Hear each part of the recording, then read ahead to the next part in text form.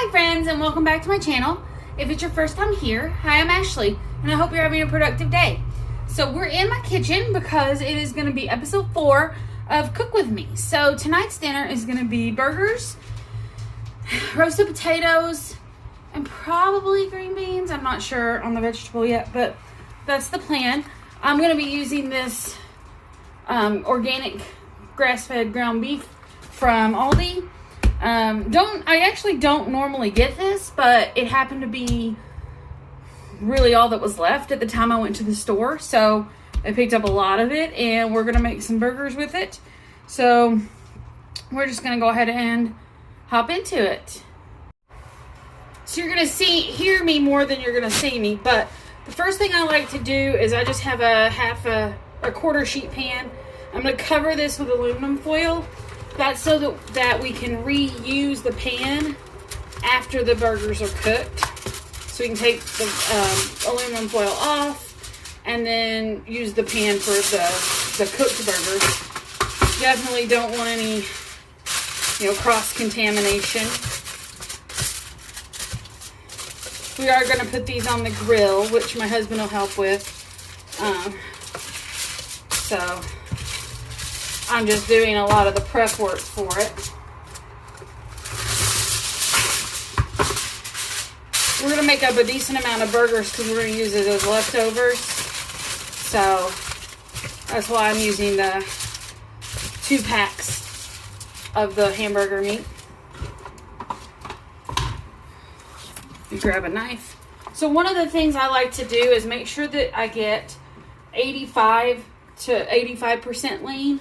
I find that for burgers, I really like it to have a nice fat content so that it's juicy.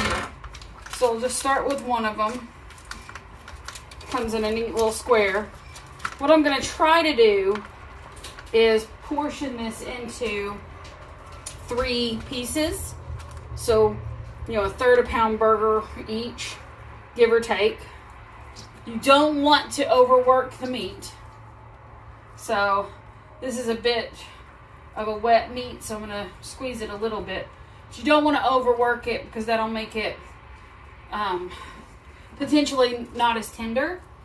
So the first thing I do is kind of get it into a ball shape, and then I press it out. It's going to plump back up on the grill, so you want them to be relatively flat. And you'll see what I'm doing is the parts where it kind of looks like it breaks on the edges, pushing that back together and then pushing it back in.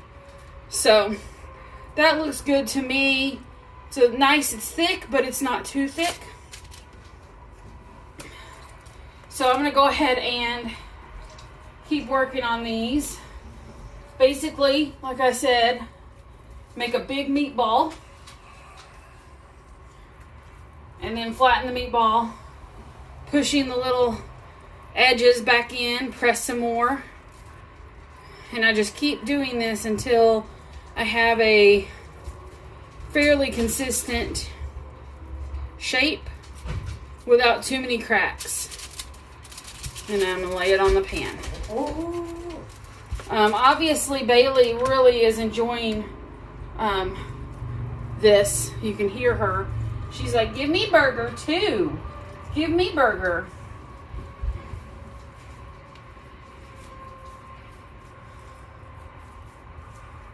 This one's going to be a big one, which is fine.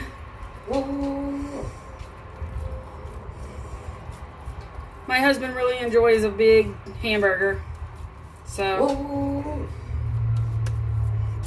we're going to wedge that in there. Okay, got one more pack to make 3 burgers with. I told you she's excited, guys. She wants some burger too. She's like, where's my burgers? Spoiler alert, they may get some.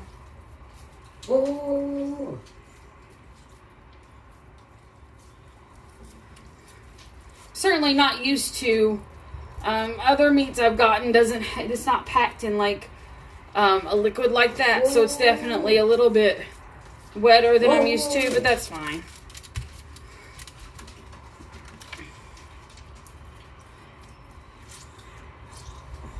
The goal is to get them to be the same size, but it's not a big deal. I mean, even if you're doing this at home, people like different size burgers. I tend to like a little bit smaller burger.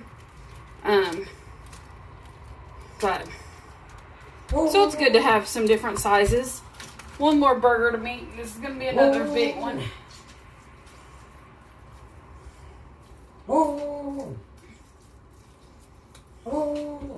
Bailey says, "Give me burger, guys."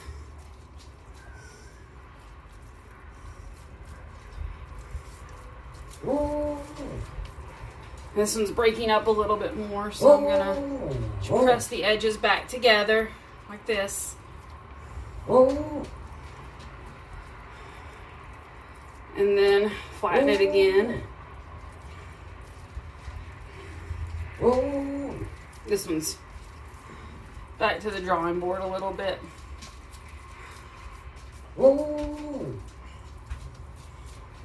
Okay, now we got a nice big burger there. I'm going to wash my hands and I'll be right back. Well, you're going to watch me because I can't pause the video with gross, dirty hands.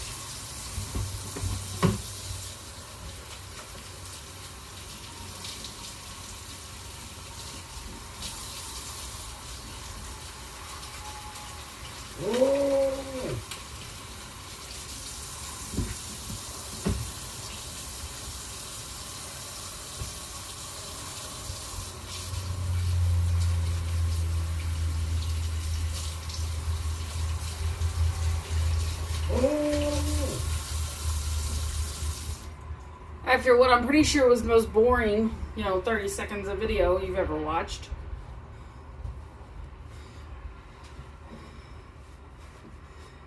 Now, I'm a real purist when it comes to this, when it comes to burgers. I like just salt and pepper. That is it. So I'm going to salt and pepper these guys.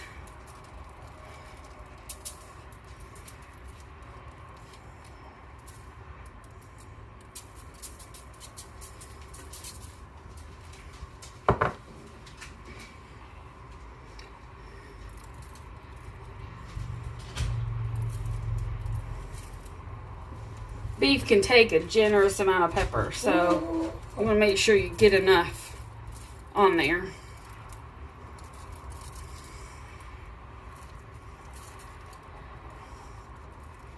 Now I'm going to flip them over so I can season the other side.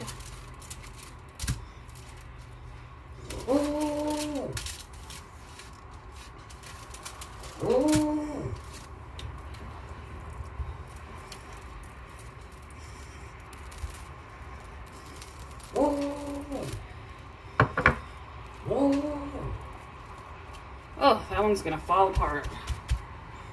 But hopefully my next step will help with that, so.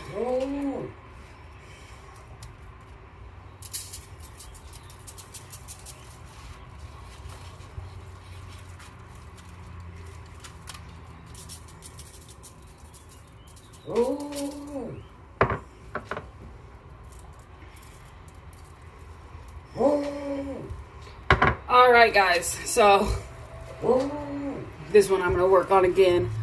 But the next step is going to be, I'm actually going to put them back in the fridge for a while until it's time to cook them.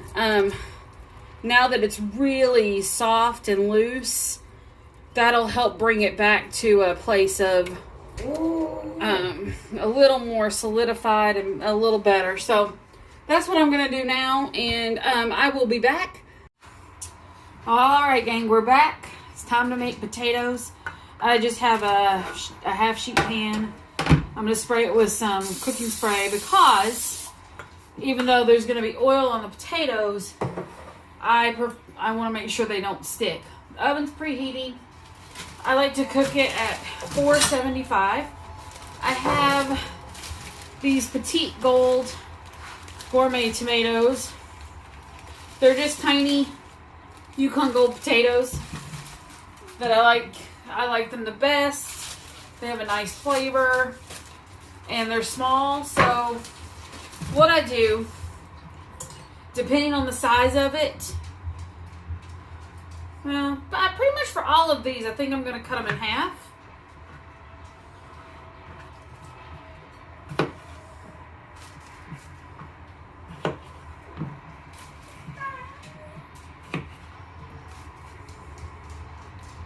Cut off any parts that look a little suspicious or not as good.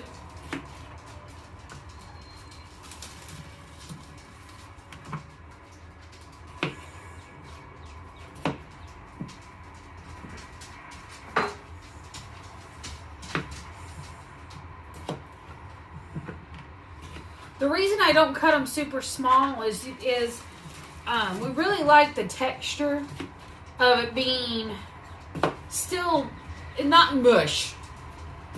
We'll put it that way. I like the texture of it to be still a little bit meaty. We're doing the burgers on the charcoal grill, so my husband's outside getting that ready to go. See, I like these because it's like really fast. I mean, we are only a couple minutes into this video and I'm almost done. So it's just really nice to have it done that fast. So now that we're all cut up, I'm just on the same cutting board that I was on. I have some extra virgin olive oil here, and I'm going to just pour it on there.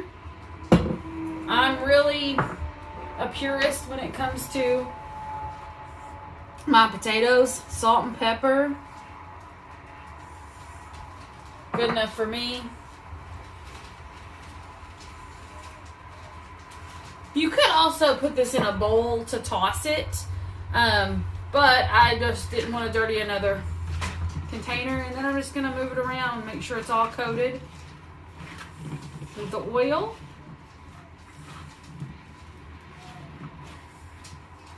And then pour it into the pan. I do like to make sure, move it over so you guys can see. I like to make sure that all the potatoes are flesh side down. This allows this side to get really nice and crispy as it roasts in the oven. Oven is set to 425, and now we just wait for this to get done, or the oven to be preheated, and then I can put the potatoes in. I'm going to leave the potatoes in 25 to 30 minutes. So I cut up some onion. I really like to put some cheddar cheese and a big, nice slice of onion and some barbecue sauce on my burger. So I think that's what I'm going to do tonight. I had it at a restaurant once and they called it a hickory burger. So that's what I always call it, but it's probably my favorite combo to be on a burger. So I cut up the onion for that. I'm just waiting for the oven to finish preheating so that I can put the potatoes in, and the charcoal's warming up on the grill.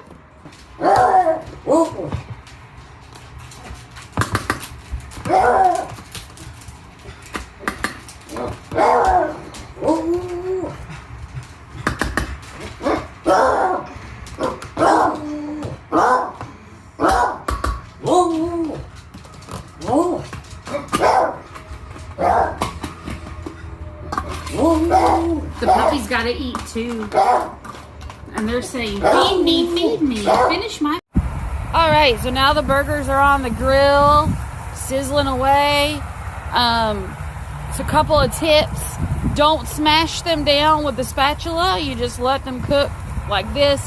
And you don't want to move them around too much too quickly, because that can cause them to break up. So you want to leave them like this for a while.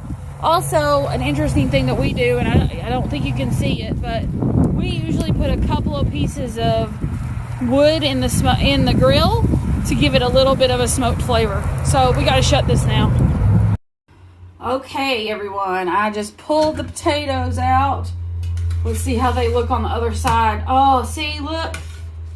It's so good. It's got this just golden brown layer on the bottom. So good. So these are done. We're in the process of wrapping up the burgers. I'll show you those once they come in the house. But that's where we're at, and yeah, it is almost time to eat. I'm so excited. The burgers are done. So good. One other thing to point out when you're cooking burgers, the goal is not to have grill marks. You can see some grill marks, but not a lot. You want to make sure you have even heat on all of them so that you get an even crust around it. So, time to put these burgers together. Okay, guys, so it's finally time to sit down for dinner. I got my potatoes and my burger. This is the first time having this. We've never had this organic beef. So, grass-fed goodness. Let's see what it is.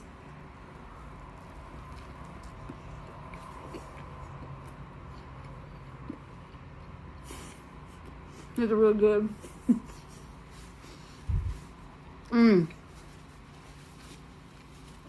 It's really tasty. Well, it's time for me to wrap up this video.